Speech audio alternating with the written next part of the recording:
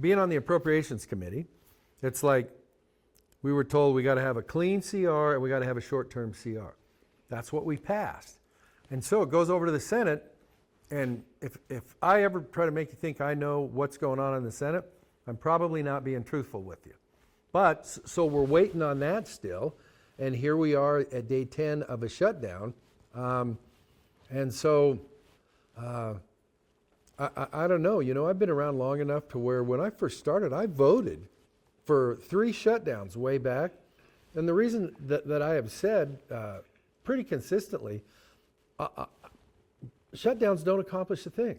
I can't think of a single one where things change from when you shut it down to when you open it back up. So as a negotiating tactic of, I'm going to see who says uncle first, they're pretty ineffective. And so here we are with funding for some important stuff on hold for 10 days. And I don't think day 11 is going to be magic, but I hope I'm wrong. And so kind of do you see a way out, from kind of I know you said you're not involved with these conversations, obviously, but from an outside looking in, do you think is the best route out? Well, if it's really about healthcare, and it's really about some of those subsidies for the Affordable Care Act and stuff like that, fine.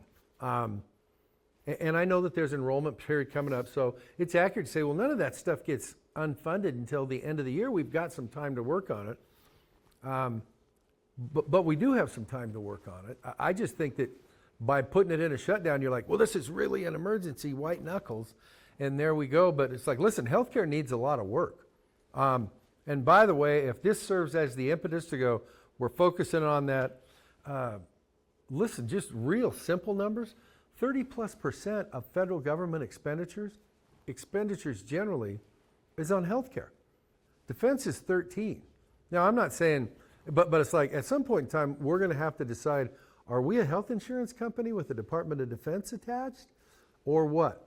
But healthcare reform is something that the federal government has dodged the ball on, whether it's Republicans or Democrats.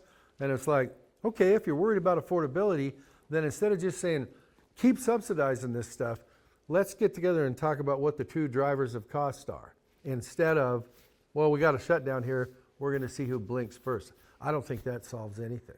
And so, kind of in a gridlock, there's a lot of finger pointing going on. Yeah. What's your thoughts on, just the lack of being able to work together? Obviously, we know that, you're a Republican. Do you feel like that the Democrats are more to blame, or do you feel like that both sides have a hand in this? You know what, over the years, we've taken turns. It's the Republican shutdown, it's the Democrat shutdown. You're seeing that going now.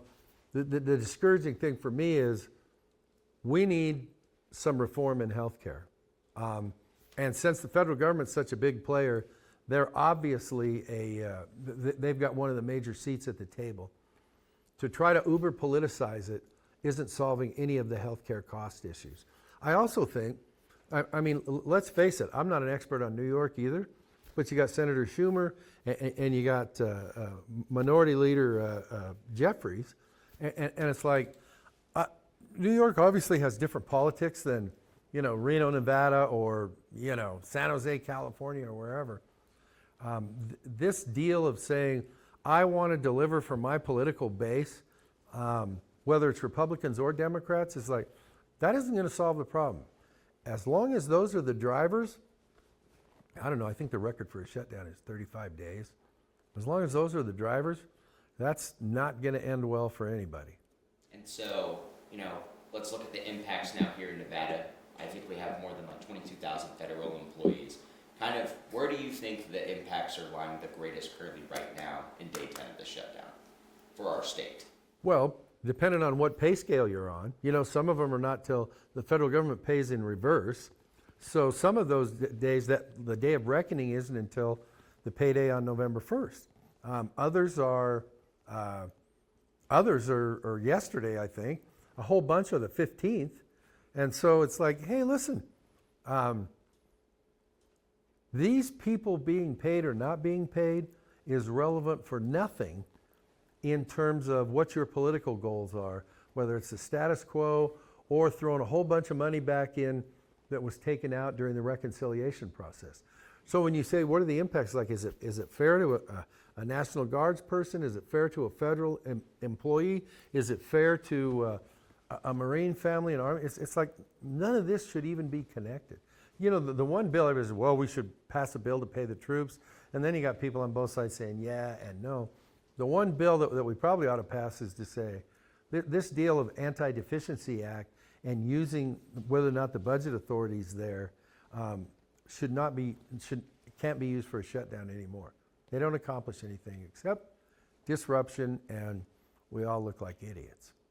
Yeah, because I know, I think the governor released something, I think it was sometime last week, that says, like, you know, right now it's not too big of a concern or much of an impact to the Silver State, but I think he said after 30 days is where we really start to see those impacts. So the longer that this goes, what do you anticipate will be the biggest impacts here in Nevada? Well, I'm hoping that the motivation for, listen, I don't know why Senator Cortez Masto voted the way she did, but listen, hats off for her, because I know what it's like to be one of only one or two that vote against whatever the party line happens to be, and that's never fun, and I don't know exactly why she's at where she's at, but hats off to her for having the courage to go, this isn't the way to solve it, and I'm voting to keep the government open. And so when you say the impacts, I mean, think about it. A state that's over 80% owned by the federal government, and you've got a bunch of, so that means Bureau of Land Management, all the land management agencies are down to this. You've got folks that are enrolled, that have subsidy assistance for their health care. So obviously the impacts to them. You've also got folks that are federal employees around the clock. 30 cents of every dollar in the state budget comes directly or indirectly through the federal government. What are the impacts? Pretty darn big. And so I agree with the governor's analysis. It's like, hey, you got to, after 30 days, it's getting into real blood on the street, if you will. And what would be, you know, what is your office? Are you hearing from your constituents who are, you know, concerned about the shutdown? What is your office? Well, we're in full constituent services mode in terms of trying to figure out where the problem is, how we can triage it, whether it's somebody working on a Social Security claim or something with the IRS or, you know, immigration, all that sort of stuff. So we're hearing the usual gamut that you wouldn't hear, but now you're hearing even more because, like, hey, is this office going to be open, or are my benefits going to be interrupted, or how's all that work? So, I mean, it's not a, it's just an incredibly unsettling thing to do, and there's no history to support that it ever produced good results for either side. And how would you compare, because you had mentioned the 35-day shutdown that happened from 2018 to 2019. You were, you know, around with that one too. Yeah. What would you say are the bigger differences between the shutdown that we're currently in versus that one? Both under the Trump administration. Well, they're both under the Trump administration, but also Republicans have by 2 votes, I think, control of the House. The Senate has by 1 vote, whatever, control of. So it's like, well, Republicans are in charge. Not that it matters in the Senate, as we all well know, because you need 60 votes for something like this. So the big difference is, like, well, we're the ones who are in the majority in both houses and the White House. That wasn't the case in President Trump was the president, but I think the Senate was in Democratic hands. So, you know, there's some different flavors around, but the bottom lines are still, nobody ever walked out going, yee-haw, we won. You know, you still had the basic problems to solve. And I saw that House Speaker said that, you know, you guys will not be going back to Washington until this shutdown is, you know, resolved, and that the House isn't going to meet. Do you think that's a good decision? Well, I mean, if you want to ignore the fact that we passed a clean bill, short-term CR, there you go. Now, that doesn't mean the Senate has to vote for it, but you got to vote for something with 60 votes. And so when he says, we're not coming back, it's like, well, I'll admit it's kind of weird. We're treating it like constituent work, period. There are several things we're not doing. We're not doing social events. We're not doing fundraising. We're sticking to, you know, just the facts, ma'am. But it's like, well, they aren't coming back. It's like they passed a funding bill and sent it to the Senate.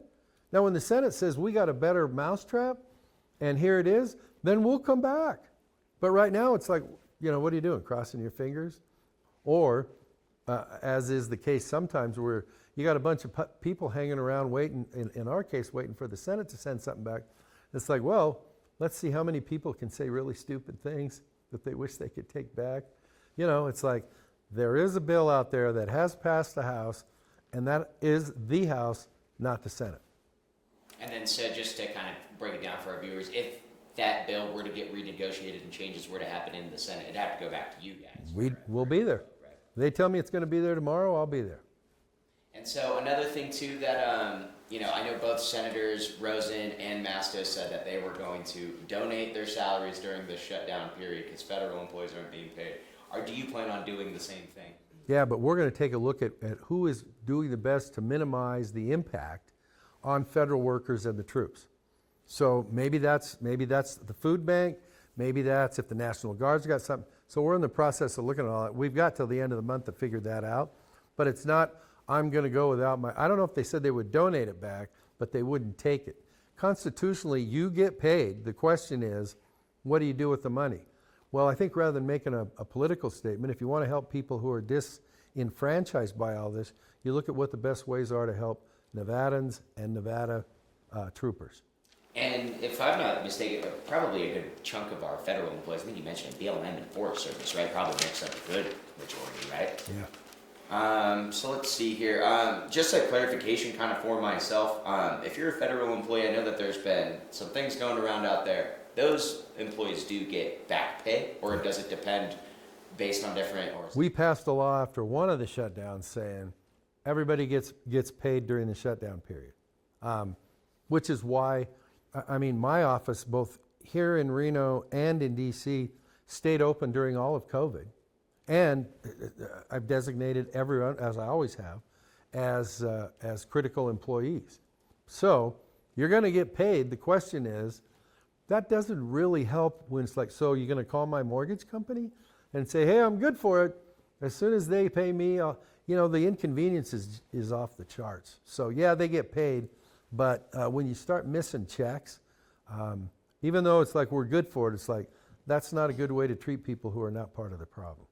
And just to also kind of explain to our viewers as well, who might not understand the differences between your role and with the senators, is there anything that the House can be doing at all right now during this shutdown? Well, I know that they're talking with their counterparts on the other side of the aisle as well as in the Senate.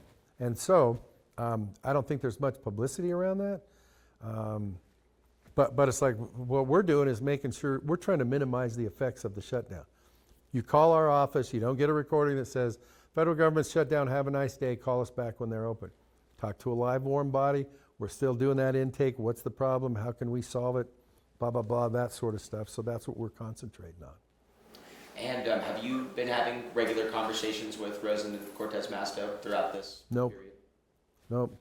They seem to be doing fine without checking in with me. So, you know, I mean, it's not unusual. We don't normally check in a lot like during a week or during a month unless there's something special going on. And I mean, I know this is kind of like a question that you probably, you know, don't want to give a definitive answer to, but how long do you expect for this to go? I know we have it until at least Tuesday, but do you see an end in sight? Well, I can just tell you this. Some of my internal trips are when you start missing paychecks to people who are not part of the problem, then it's time to basically kick it into the next gear. And so I know both sides are like, well, it's your fault, so you should kick it into the next gear, or it's my fault, I should. I get all that. All of the political talking point culture aside, when people who have not done anything to create the problem are, yeah, you've earned it, and yes, we're going to pay it to you, but you don't have it in your regularly scheduled time, that needs to stop as soon as possible. So, to be definitive, what's today? Today's the 10th. You know what? In the next 5 days, better start hearing how we're pretty close. You know, the irony of this whole thing is the 2026 fiscal year negotiations between Democrat appropriators and Republican appropriators are not far apart. This is just, I'll tell you what this is in practical terms. Because the reconciliation process was used to pass the big, beautiful bill then it was like, hey, Republicans could muster the votes to take care of that. Well, this is the first crossroads that we're at after that, where it's like, well, you got to have 60 votes in the Senate. It's not reconciliation anymore. And so this is where the Democrats think they have the maximum leverage. I understand that. It's just the question is, how much are you going to inconvenience your workforce to basically pursue your political agenda?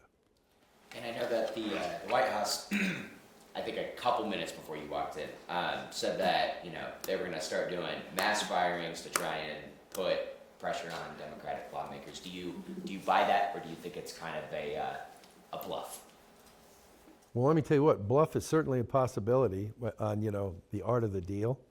So I'm thinking, well, that's fine. We'll see if that works. But if it doesn't work, you better have something that doesn't add to the fact that people have earned money and are not getting paid. You don't do something that adds to it and go, oh, by the way, and you don't have a job. It's like there better be a good reason for somebody not having a job other than we're just going to keep upping the ante until one side or another says uncle. And I know that given the landscape of where things are at, it looks like troops do have a strong possibility of them missing payments. Sounds like that there's options to try and explore that. Is your office also potentially looking at options to get troops paid, or is it? I've said publicly, it's like, you need me back tomorrow to vote on paying the troops, that's fine. The leadership on both sides has said, and I know that on my side of the fence, they've said, we voted for a bill that pays the troops, the clean CR. So, we tried that years ago where it's like we started sending individual bills to fund this, fund that. Actually, interestingly enough, the late Harry Reid was in charge of the Senate then. So we sent them all over, and they just kind of went into a drawer and stayed there. So the underlying deal about if you want to revisit the reconciliation process that was done to put some of these savings into effect, I get you're revisiting it, but if you think that it's going to be repealed, it's like it needs some attention. But if you think it's going to be repealed, I don't think this is the way to get it done. And my last question surrounding the government shutdown, what would be your words of advice for all the Nevada federal workers who are currently furloughed and kind of currently trying to navigate this situation? I voted to pay you when we passed the clean CR, and I will keep working to solve the problem to get it done as soon as possible to minimize your inconvenience.